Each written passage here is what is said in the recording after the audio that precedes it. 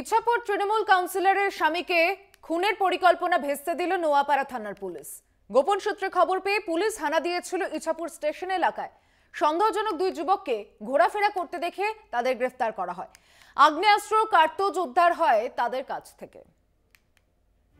বেশ কয়েকদিন ধরেই ভিন রাজ্য থেকে দুষ্কৃতীরা আগ্নেয়াস্ত্র নিয়ে এই রাজ্যে এসে খুনের ঘটনা ঘটাচ্ছে, কিন্তু পুলিশ জানতে পারছে দুষ্কৃতীরা ধরা পড়ার পর। সম্প্রতি ব্যারাকপুর শিল্পাঞ্চলে কার্তুজ আগ্নেয়াস্ত্র সহ দুই দুষ্কৃতীকে গ্রেফতারের পরও সামনে আসছে হামলা ও খুনের ছক। নোয়াপাড়া থানা এলাকার উত্তর ব্যারাকপুর পুরসভার ১৩ নম্বর ওয়ার্ডের কাউন্সিলর সুপ্রিয়া দাসের স্বামী সঞ্জয় দাসকে খুন করার জন্য পরিকল্পনা করা হয়েছিল বলে দাবি জগদ্দলের বিধায়ক সোমনাথ শ্যামের।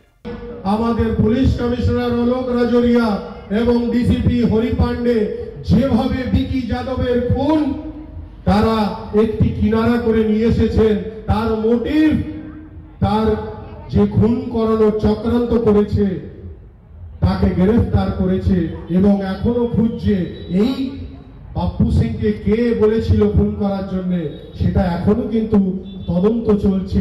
কিন্তু সেই খুনের ছক বানচাল করে নোয়াপাড়া থানার পুলিশ।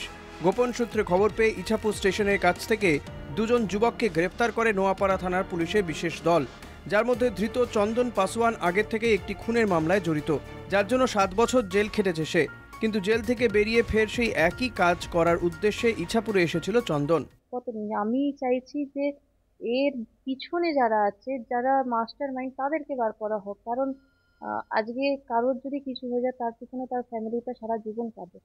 তা আমি চাই না যে আমার পরিবারের কোনো রকম কোনো ক্ষতি হোক। তাই আমি সকলের কাছে রিকোয়েস্ট করব, ইভেন আমার উচ্চ নেতৃত্বকেও রিকোয়েস্ট করব যে পাশে দাঁড়িয়ে যে অ্যাকচুয়ালি এর পিছনে আছে তাদেরকে বার করা হোক। অভিযুক্তদের গ্রেফতারের পর প্রকাশ্য মঞ্চে ব্যারাকপুরের পুলিশ কমিশনার অলোক রাজরিয়াকে ধন্যবাদ জানান বিধায়ক সোমনাথ শ্যাম। ব্যারাকপুর থেকে অভিজিৎ সিং এর রিপোর্ট, কলকাতা টিভি।